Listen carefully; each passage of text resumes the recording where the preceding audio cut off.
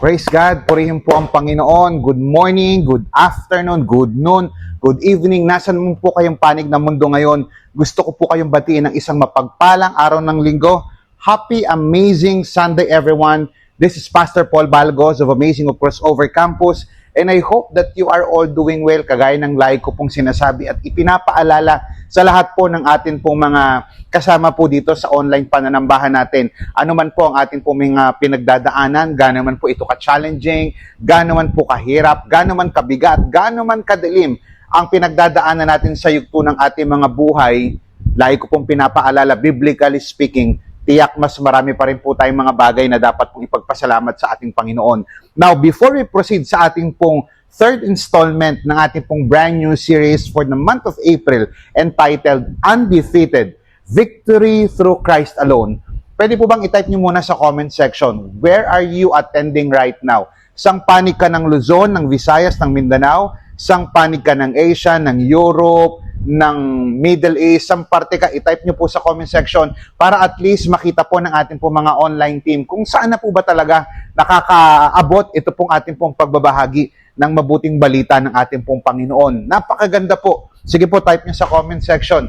Alam nyo po, habang nagtatype kayo sa comment section, napakaganda po. We've been talking about victory. We've been talking about yung theme natin for the month of April na undefeated. At pinag-uusapan po natin ang ating pong katagumpayan ay makikita lamang po sa pamamagitan ng katagumpayan ng ating Panginoong Hesus. Kaya lang, minsan naobserbahan po natin, no? Grabe ang tindi ng mga challenges sa buhay natin ngayon.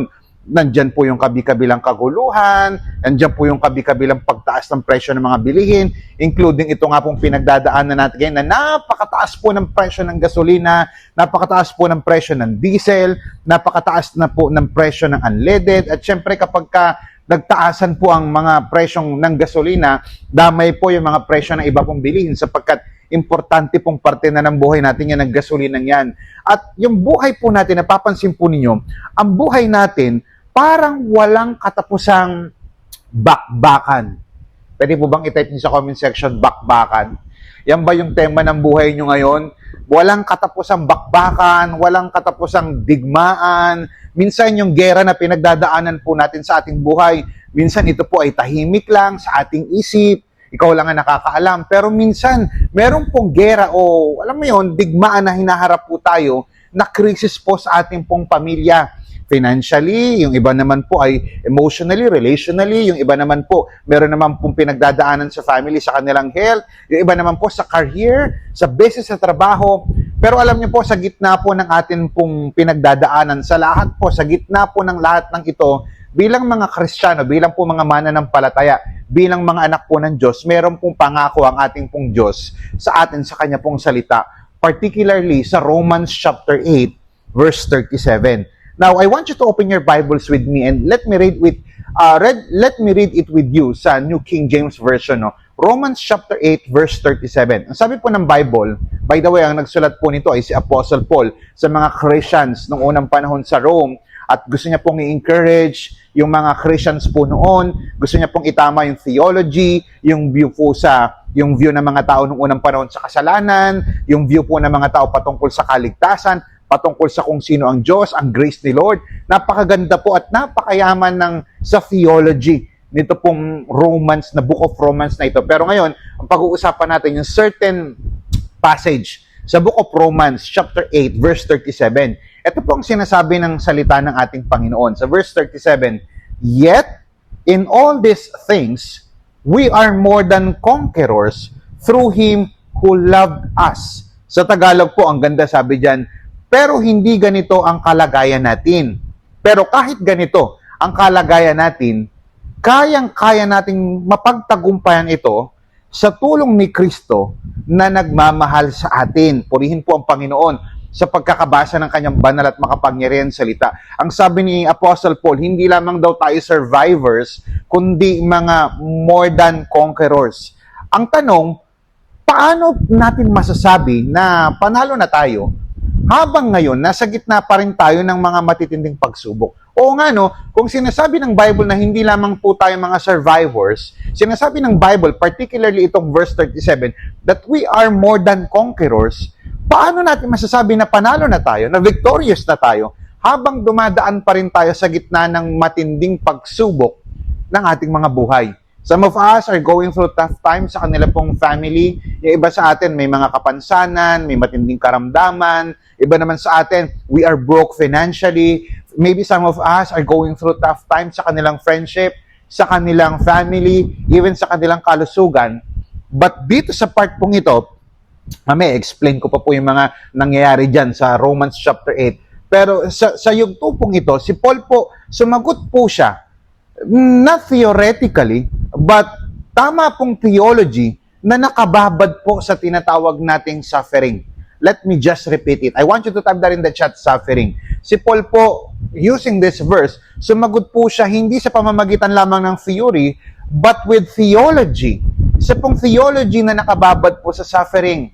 Sa Romans chapter 8, hindi po tinago ni Apostle Paul yung realidad ng tribulations. Kaya ito pong binasa natin, verse 37. Pero kung babasahin yung 36, 35, and then yung aatras pa kayo ng mga verses, hindi po sinungaling ang Bible. At yung Bible po, particularly ito pong chapter 8, hindi itinago ni Apostle Paul yung realidad po ng tribulation, ng matinding distress, ng persecution, ng famine, ng danger, and even po ng kamatayan. Now, pero sa isang pangyayaring ito, sa verse 36, 35, pinakita niya na bilang mga Kristiyano, dadaan tayo sa matinding pagsubok, dadaan tayo sa matinding tribulation. Some of them were being persecuted. Some of them are experiencing famine. Some of them are experiencing danger. And some of them are experiencing death because of their faith in Christ. Yet, napakaganda nito. Pagdating po ng verse 37, yung salita pong yet, pwede niyo po bang i-type sa comment section, yet? Y-E-T. Ngunit sa Tagalog, ginamit din po yung salitang pero. Sabi po ng Bible, yet. Yung salita pong yet, yan po ay ginamit bilang coordinating conjunction.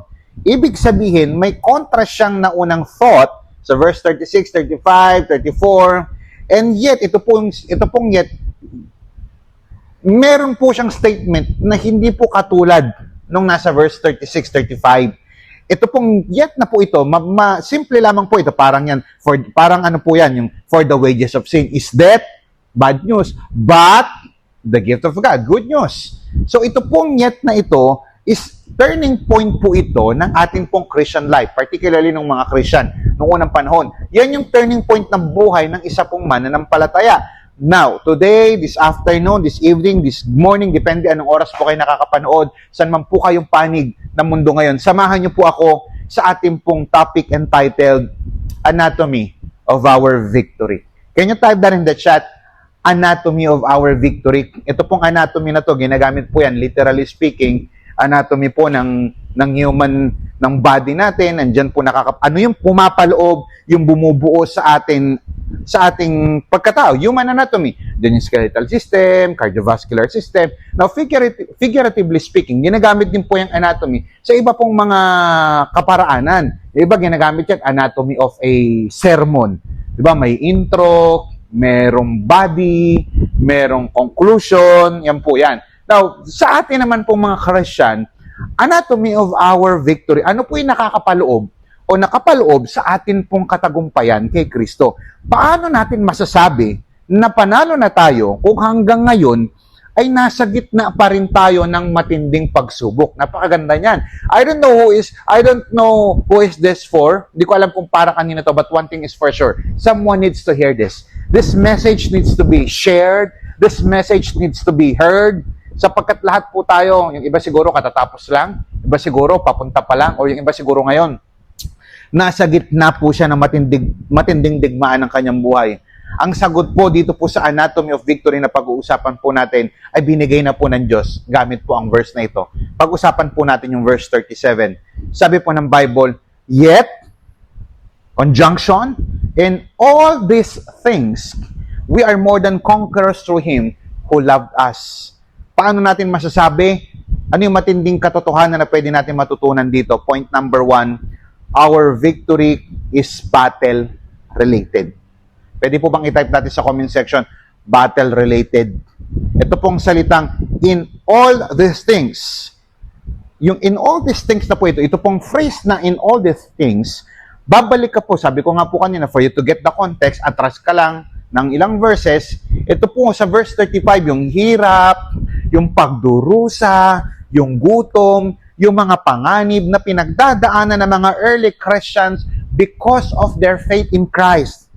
At ito pong pinagdadaanan po nila, hindi po ito hypothetical trials. Hindi po ito parang hypothesis lang na inaral lang nila na mababasa lang sa papel. Ito po ay tungkol sa practicality ng kanilang buhay. Hindi ito po tungkol sa petics na buhay tambay. They are real afflictions. Kaya po itong Greek phrase na ito, yung en to tois pasin, ibig sabihin po niyan, in the middle of these things. Ibig sabihin, sa gitna ng lahat ng ito, sa gitna ng gutom, pakitype nga po muna sa comment section, sa gitna. Hindi po sa gilid, hindi po sa unahan, hindi sa likuran, kundi sa gitna. Hindi after, hindi later, but within the battle.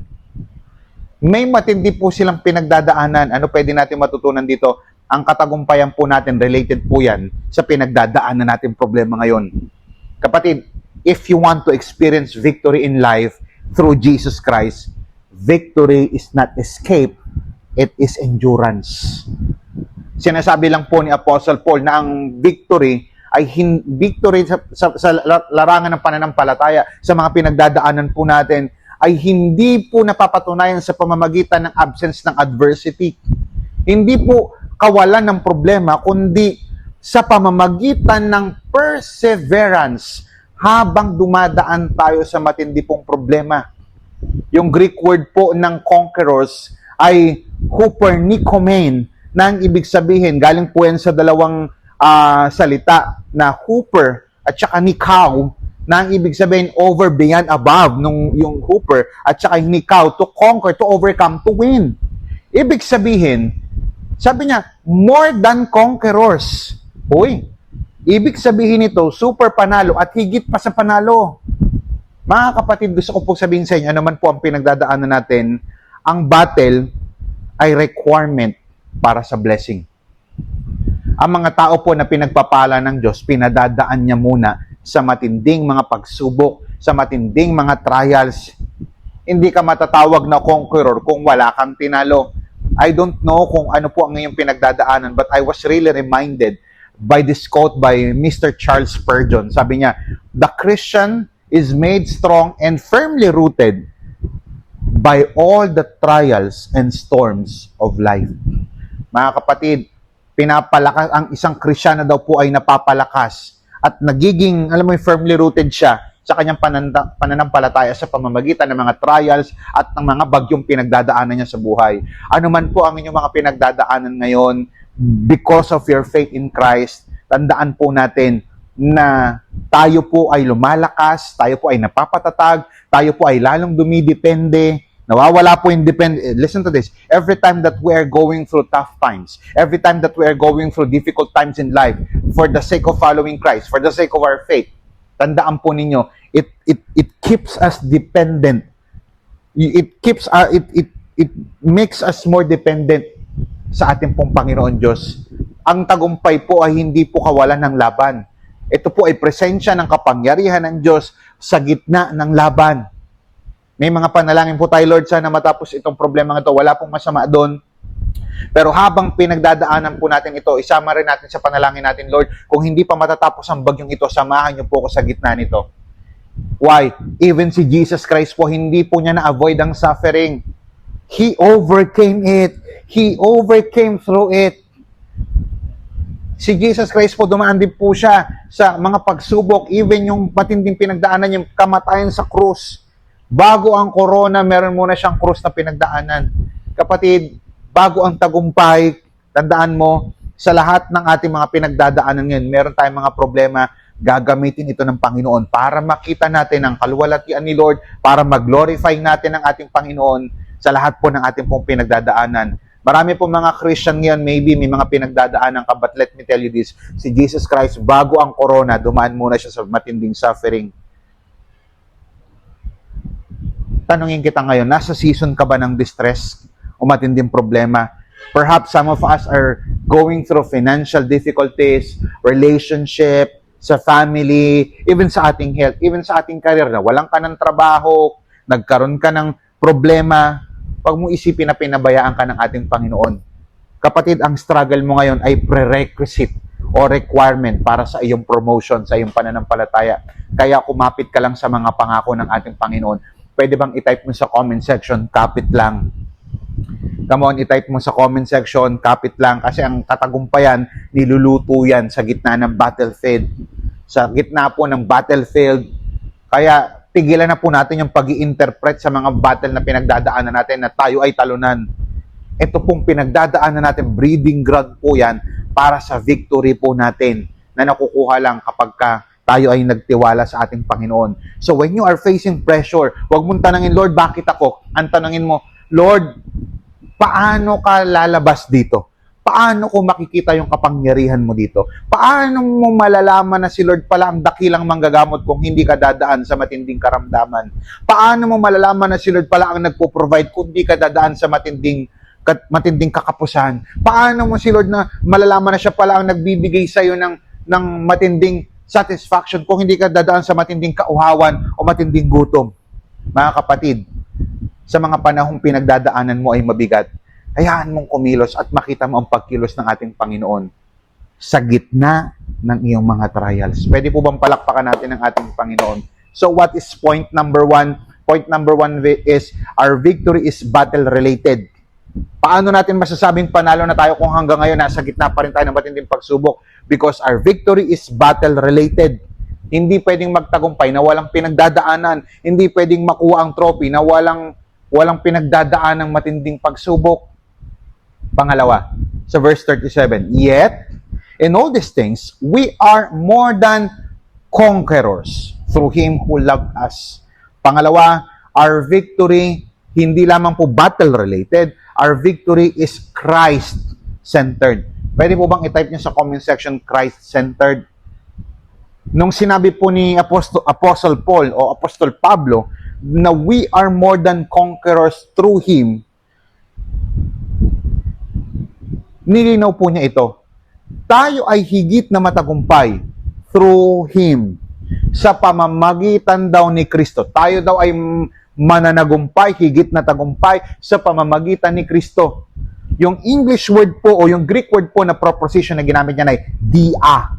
Ibig sabihin, si Kristo ang instrument. Pakitype nga sa comment section, instrument.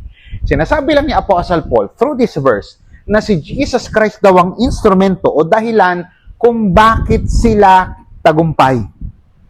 Ibig sabihin, pinapakita lang ni Apostle Paul na ang tagumpay natin ay hindi nakadepende sa power natin, hindi nakadepende sa lakas natin, bagkus tayo lamang po ang daluyan nito. Meaning to say, ibig ko sabihin, Pastor, meron tayong tinatawag na borrowed victory? Yes. Ang tawag po natin diyan ay borrowed victory. Para tayong mga naalala ko when I was a kid. Meron akong gustong abutin na bunga ng alateris. Hindi ko maabot, bata pa ako eh. I remember yung tatay ko, nabubuhay pa po siya. Nilagay niya ako dito, yung dalawang binti ko dito sa legs. Tapos nabot niyang ganun, inakit niyang ganun. Tapos naabot ko. Ano ibig sabihin nun? Yung naabot ko yung bunga, hindi dahil matangkad ako, kundi dahil merong pumasan sa akin. Ganon din po yung sinasabi. Parang ganon po yung sinasabi ng scripture. Na tayo ay nagtagumpay, hindi dahil naabot ko dahil sa sarili ko, kundi dahil may nagangat sa akin. Ito pong Greek word na conquerors ay hypernikomen. Ibig sabihin po niyan, to overwhelmingly conquer, to gain a surpassing victory. Mga kapatid, it's not just winning. It's dominating victory. Hindi lamang siya basta nagtagumpay, nagdo-dominate ka. You are having a dominating victory. At notice mo, pansinin mo yung source. Through Him. Hindi sa pamamagitan ng willpower, hindi dahil sa pamamagitan ng positive thinking, hindi dahil sa pamamagitan ng galing ko. Nagtagumpay ka kapatid, let me just remind you. Hindi ka nagtatagumpay sa buhay dahil magaling ka. Hindi ka nagtatagumpay sa buhay dahil matalino ka. Hindi ka nagtatagumpay sa larangan ng negosyo dahil magaling ka magnegosyo. Hindi ka nagtatagumpay sa larangan ng sales dahil magaling ka magsalita. Hindi ka nagtatagumpay sa larangan ng ministry dahil magaling kang mag-talk o mag-convince ng tao. Nagtatagumpay ka sa kung saan ka ngayon. If you're a Christian, nagtatagumpay ka dahil kay Kristo. Therefore, ang victory is not self-achieved. It is Christ received. I remember yung sabi po ni D.L. Moody, sabi niya, the Christian does not fight for victory, but from victory. Hindi tayo lumalaban para sa katagumpayan. Lumalaban tayo galing sa katagumpayan. Why? Because Jesus Christ already secured the ultimate victory sa pamamagitan ng kanyang kamatayan at sa pamamagitan ng kanyang muling pagkabuhay. Few weeks ago, we've talked about the resurrection of Jesus Christ. Tinatawag natin na Resurrection Sunday. Yung kanyang kamatayan ay yung kabayaran sa ating mga kasalanan at yung kanyang resurrection, yun yung resibo. Yun yung katunayan na tagumpay si Kristo. Kaya hindi tayo nag-strive para manalo. Nakatayo tayo sa isang digmaan at lumalaban tayo dito sa isang digmaan na napagtagumpayan na ng ating Panginoon. Ang pagiging more than conqueror, nangangahulugan yan na aatakihin pa rin po tayo ng kalaban. Pero tagumpay na tayo dahil kay Kristo. Kaya, I want you to catch this. Abide, don't strive. Let me just repeat it. Abide, don't strive. Hindi ka tinawag para maging busy.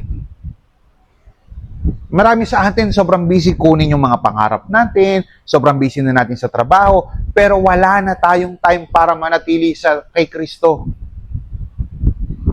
Hindi ka tinawag para magnegosyo lang, hindi ka tinawag para mag-aral lang, hindi ka tinawag para lang mag-social media, hindi ka tinawag para lang magpamilya, tinawag ka para magpamilya na si Lord pa rin ang sentro nito. Tinawag ka na magnegosyo para si Lord pa rin na maging sentro nito. Manatili ka kay Kristo. Mga kapatid, hindi mo kinakailangang pilitin ng victory. Kinakailangan mo lang manatili kay Kristo. Sa mga pinagdadaanan natin ngayon, dahil nga sobrang daming pinagdadaanan, so you're striving for more of your income. Iba naman sa atin, pangarap para sa pamilya, dahil nga mahirap yung pamilya. Wala pong masama na mangarap. Wala pong masama na mag-desire ng katagumpayan. As long as hindi po tayo napapalayo sa ating Panginoon, tandaan natin, we are fighting on a one battle. Our victory is Christ-centered. Anong mapapala mo kung makuha mo ang kayamanan ng buong mundo tapos wala naman si Kristo sa puso mo? Wala naman si Kristo doon sa litrato, sa picture ng buhay mo. That is why every single day as Christians, we need to preach the gospel to ourselves daily. Type nyo nga sa comment section, preach the gospel. Yes, tama po yung we are preaching the gospel sa ating katrabaho, sa ating kapamilya, sa ating kamag-anak, sa ating classmates, sa ating ka-Facebook. Pero sometimes nakakalimutan natin to preach the gospel to ourselves, not monthly, not weekly, but daily. Araw-araw kinakailangan. Bakit? Because araw-araw kinakailangan ipaalala po natin sa ating mga sarili na tapos na ang laban, na panalo na si Kristo. Kaya bago magsimula ang araw mo, paalala mo, tapos na ang laban. Kapag ka nadapa ka, meron kang pagkakamaling nagawa, natempt ka, nadapa ka, natukso ka, ipaalala mo, tapos na ang laban. Hindi ito excuse para magpatuloy ako sa nagawa kong kasalanan, kundi itong ginawa ni Kristo, ito ay dahilan para bumalik ako sa Kanya, humingi ng tawad. Kapag ka-discourage ka, ipaalala mo, panalo na si Kristo, kaya hindi ako talunan. Pakinggan niyo itong maigi. What if Christian ka tas bumagsak ka sa exam? Maraming mga professing Christians nagba-backslide sila. Lumalayo sila kay Lord. Kasi akala nila ang katagumpayan dahil pumasa sila sa exam. Wala pong masama doon. Kaya lang, ang isang malalim na Kristiyano, ang isang Kristiyano na rooted ang kanyang victory, ang kanyang success sa ginawa ni Kristo.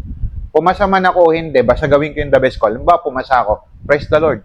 Bumagsak ako, praise the Lord pa rin. Because my victory is not rooted on this certain examination.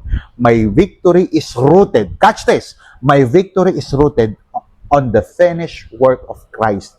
At yun yung pinaniniwalaan ko. Yung iba sa atin, ang success para sa kanila ay katagumpayan sa negosyo. There's nothing wrong with that. There's nothing wrong with having business, with having a good career. There's nothing wrong with excelling in our chosen fields of interest and endeavor. Kaya lang dapat ang identity at ating katagumpayan hindi rooted doon sa tagumpay dito sa mundo. Paano pag nawala ang negosyo? Yoko na. Kala ko ba kapag kakrisya ka, pagpapalain ka ni Lord?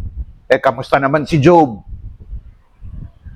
Si Job, ang kanyang victory sa buhay was rooted in his relationship and belief and faith in God. Yan po yung dapat ipaalala natin sa ating mga sarili, na anuman ang ating mga pinagdadaanan, magtagumpay man ako sa larangan ng negosyo o hindi, magtagumpay man ako sa hanap buhay, magtagumpay man ako sa love life o hindi, as long as sinusunod ko si Lord, alam ko ang tama, my success, my victory is not rooted on the worldly success, on the secular success. My success is rooted upon the finished work of Christ and my faith in Christ. Palakpakan po natin ang ating Panginoon. Bakit ko po sinabi ito? Sapagkat kapag Christ-centered po ang victory natin, hindi ka sobrang uhaw na uhaw sa palakpakan ng tao. May pumalakpak o hindi, may maka-appreciate sa'yo, hindi. Okay lang. Ang importante, pinapalakpakan ako ng ating Panginoon. Kapag ka ganun ang motive mo sa buhay, mananatili ka kay Lord. At yun, ang ultimate na tagumpay. Through Him, I will overcome. Palakpakan po natin ang ating Panginoon. Minsan, akala natin, kapag nagbibigay tayo, ay nawawalan din tayo. Pero sa totoo lang, ito pala yung paraan ng ating Panginoong Diyos upang ipakita sa atin na siya pa rin ang ultimate source sa buhay natin. Sabi nga sa Proverbs 3 verse 9, honor the Lord with your wealth, with the first fruit of all your crops. Ibig sabihin, even sa panahon ng Bible, tinuturuan tayo ng ating Panginoong Diyos na unahin natin siya at hindi ibigay yung tira-tira lamang. Kaya na-realize ko na ang pagbibigay pala natin is not just an obligation as a Christian, but this is the way, or this is the way to show how we honor God sa buhay natin. Seek God's first. Kasi kapag yun natin si Lord sa buhay natin, nagiging tama yung perspective natin sa lahat ng ating ginagawa. Kaya nung narinig ko yung tithing at first fruits sa aking pastor, di na ako nagkatubiling sundin ito dahil alam kong utos din to ni Lord para sa akin. Kahit estudyante pa lamang ako, alam ko na hindi ako papabayaan ni Lord. Kasi nga sabi sa Matthew 6 verse 33, seek His kingdom first and His righteousness, and all these things will be added to you. Ibig sabihin, even yung mga ibon na lumilipad sa iyong papawid ay hindi hinahayaan ni Lord na magutom. At alam ko na ganun din tayo dahil anak niya tayo. Kaya today, let's choose us to give. Hindi dahil napilitan lang tayo, kundi dahil gusto natin honor si Lord sa buhay natin. So before I end this, I just want to remind each every one of us to trust Him as our ultimate source. So I'm Kevin Balang, one of the core leaders of Amazing Hope Crossover Campus.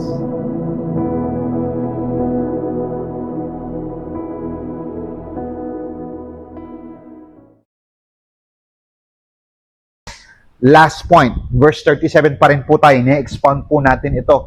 Sabi po ng verse 37, yet, in all these things, we are more than conquerors through Him who loved us. Pangatlo po, paano ko malalaman na tagumpay na ako kahit nasa gitna pa rin ako na matinding pagsubok na pinagdadaanan ko sa ating buhay kanina? Pinag-usapan natin, our victory is battle-based, our victory is Christ-centered. Pangatlo po, our victory is love-motivated. Can you type that in the chat? Love-motivated?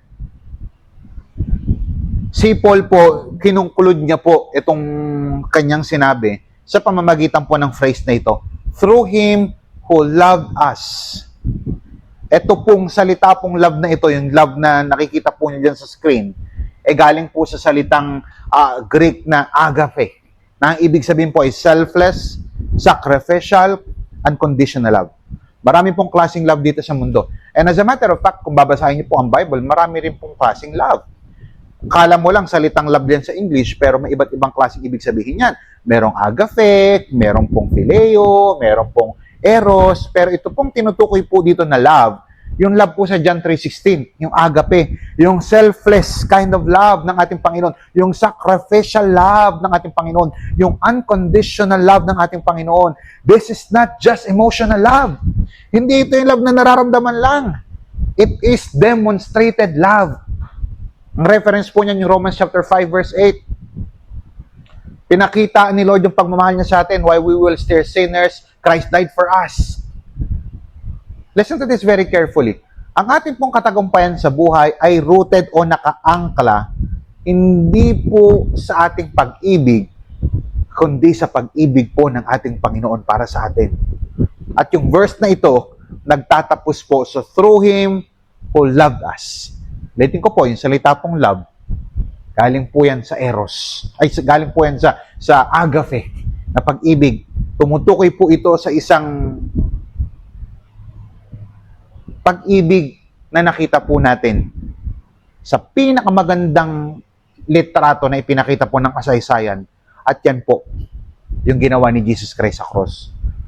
Ang ating panalo po sa buhay ay hindi po nakadepende sa performance natin, kundi sa unconditional agape love ng ating pong Panginoon. Ang mga hari po nung unang panahon, nananako po yan ng lupa para i-expand yung kanilang kaharian. Gusto po nila ng kayamanan, tawag po dyan yung mga loots po nila, yung kanila pong mga spoils of war kung tawagan yung mga ginto.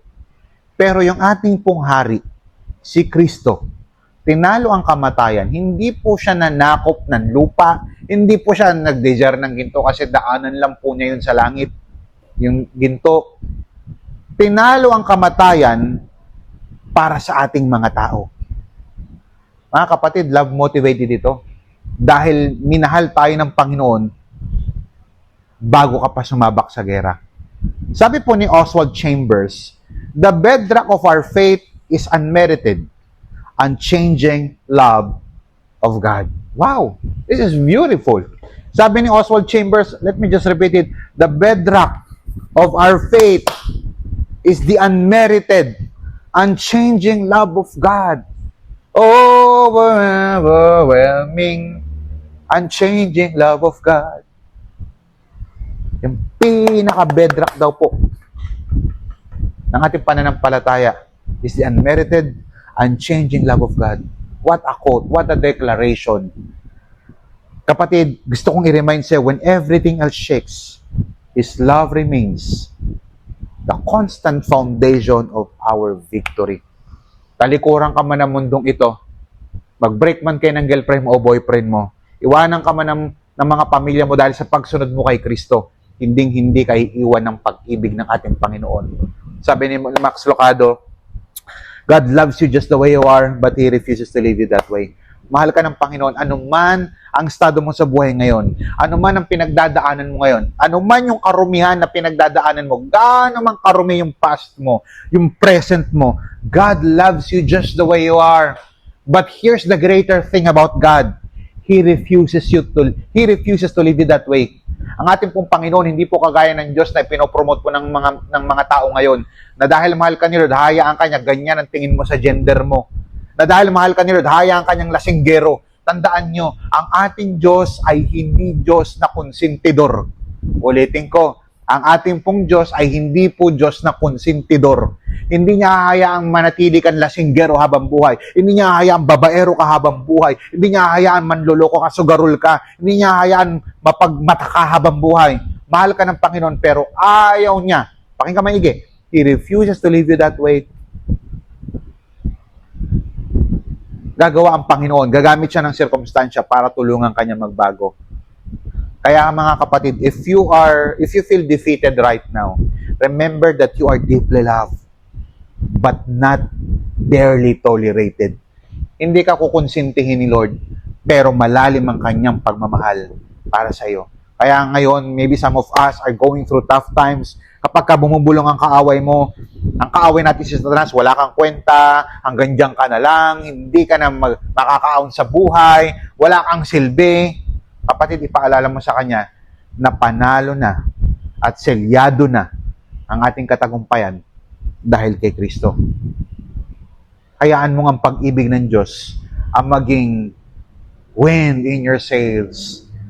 Ano man ang ating mga pinagdadaanan, si Lord ang tutulong sa atin. Let God's love be your motivation, not fear, not guilt, not gratitude. We are more than conquerors through Him who loved us. Si Lord ang namatay sa krus para sa katagumpayan mo. Si Lord ang namatay sa krus para bayaran ng mga kasalanan mo. Hindi mo kayang pagtagumpayan ng kamatayan. Hindi mo kayang pagtagumpayan ng kasalanan. Hindi mo kayang pagtagumpayan ng kadiliman. Hindi mo kayang pagtagumpayan ng impyerno. Pero si Jesus Christ ang namatay, naghirap, napako sa krus, tumanggap ng kahihiyan para magtagumpay kalaban dito. As I end, let me illustrate it with a humorous story. An illustration. Si Manny Pacquiao po, every time na lumalaban yan sa boxing, dumadaan yan sa mga hard trainings. I-type nga po sa comment section na hard trainings. Dumadaan po yan sa mga matitinding trainings, mga buwan ng pagtitiis, disiplina sa pagkain, disiplina sa inumin, disiplina sa pagtulog. Matinding training yan. At after na mga 6 to 8 months na training, lalaban po siya ng ilang minuto lamang. 3 minutes, if I'm not mistaken, 3 minutes per round. 3, 6, 9, 12, 15. Magpapabasag siya ng muka, tatanggap siya ng suntok sa sikmura, hindi po madali. But at the end of the day, na pagtagumpayan niya ito, meron siyang prize. Come on, I want you to type that in the chat, prize. Pag uwi niya ng bahay, nakaabang yung kanyang nanay, nakaabang yung kanyang asawa, at sasabihin, money, give me the money. May nakuha ng pamilya ni Pacquiao yung prize, pero hindi naman sila yung nakipagsuntukan, nakipagbasagan ng muka. That's my point. Hindi natin kayang magtagumpay sa larangan ng kamatayan at kasalanan. Hindi natin kayang magtagumpay sa mga pinagdadaanan natin problema. Kaya si Kristo na ang lumaban para sa atin. Wala kang ginawa. Ang tanging ambag lamang po natin sa ating kaligtasan ay ang ating pagiging makasalanan. Salvation is by grace alone, through faith in Christ alone. Tayo po ay manalangin. Panginoon Diyos, maraming salamat po sa hapon, tanghali, gabi. Depende anong oras po nakaka-attend sa amin pong online pananambahan ng kapatid namin ito. Lord, I pray that you bless these people of yours. I pray, Lord, na ma-realize po nila na wala po kaming kayang gawin apart from you. Hindi po namin kayang magtagumpay, hindi po namin kayang magpatuloy, at hindi po namin kayang bitbitin ang aming mga sarili papunta sa inyo, sa piling ng Ama, kung hindi dahil sa ginawa ni Kristo sa krus. Right now, Lord, salamat dahil yayakapin po namin na ang mga battle na pinagdadaanan po namin. Hindi kinakailangan takbuhan, dahil dito namin mararanasan ng katagumpayan. Lord, help us to exalt you in every battles na may pinagdadaanan kami. May you be glorified. Lord, hayaan nyo yung mga pinagdadaanan namin, maramdaman namin na ito yung echo ng yung pag-ibig. Lord, maglalakad kami na may kumpiyansa dahil alam namin sobrang mahal po kami ng aming Diyos. Lord, kapatid, if you can hear this, itigil mo na ang pag-asta na parang biktima ka at magsimula ka na bilang isang victorious Christian. Panalo ka kay Kristo. So when life press hard, declare it boldly in your spirit. In all these things, I am more than conqueror. Not because of me, not because of my knowledge, not because of my money, but because of Him who loves me.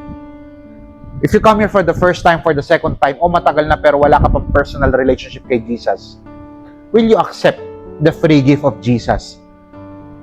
Free gift of forgiveness na may kalakip na kaligtasan. Sabihin mo lang, Lord, I admit that I'm a sinner. I admit that I have a religion, but I cannot save myself. Lord, I am putting my faith in you.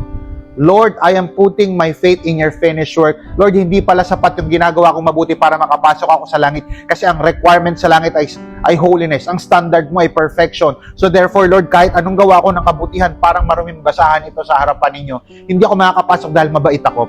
Makakapasok ako kung mananampalataya ako sa tapos na gawa ni Kristo sa krus ng Kalbaryo na pinatunayan ng kanyang muling pagkabuhay after 3 days. Lord, tinatanggap po kita sa buhay ko. And as a sign, Lord God, sasama po ako sa Bible Believing Church na ito. Magpapadisciple po ako. I'm going to know you more through discipleship. At kung ikaw naman ay matagal ng Christian at na-attend ka dito, I pray for restoration. I pray for provision. I pray for breakthrough upon your life, upon your ministry, upon your business, upon your studies, upon your academics, upon your health right now, na sa gitna ng matindi mong pinagdadaanan, mag-glorify pa rin si Lord. Na sa gitna ng matindi mong pinagdadaanan, mananatili kang tapat kay Lord. Maraming salamat po, Panginoon. Ito po ang aming dalangin. Sa ngalan ng Ama, ng Anak at ng Espiritu Santo, ang lahat ng mga pinagpala ng Diyos sa pamamagitan ng mensaheng ito ay mag-type sa comment section ng Amen and Amen. Praise the Lord. Palakpakan po natin ang ating Panginoon. If you are blessed today by this message, i-type nyo po sa comment section, I am so blessed, at paulanin nyo po ng mga heart react dyan para makita naman natin na nakikipag-interact kayo sa ating online service. I-heart react nyo po ito, i-share nyo po ito. Meron po akong pakiusap sa inyo, if this ministry has touched you, kung na-bless ka nito, why don't you share this sa inyong mga timelines? I-share nyo po ito sa mga group chats ninyo so that they may be also be blessed by this message. Pagpalain po kayo ng Panginoon. See you po next week for our 4th installment ng ating pong April series entitled Undefeated. We have an undefeated God. We have an undefeated Christ. This is Pastor Paul Balgos of Amazing of Crossover Campus na nagsasabing, mahal ka ni Lord. God bless you.